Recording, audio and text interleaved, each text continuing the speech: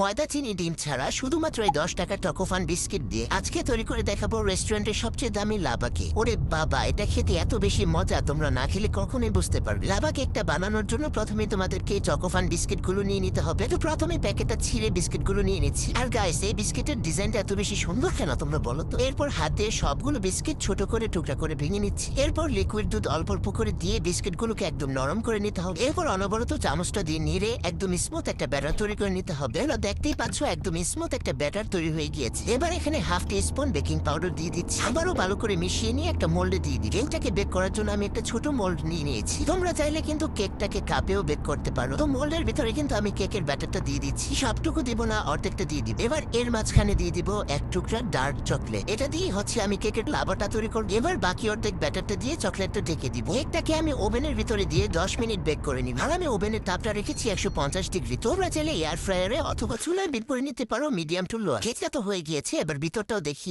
আমি ভিতরের লাভাটা দেখাতে চাচ্ছি। এই যে দেখো কি সুন্দর লাভা বের হয়েছে। বাসার সবাই এই কেক খেয়ে তো অনেক বেশি প্রশংসা করছে। গাইস, আমরা সবাই কেক খাই, তোমরাও বানিয়ে খাও। আল্লাহ হাফেজ।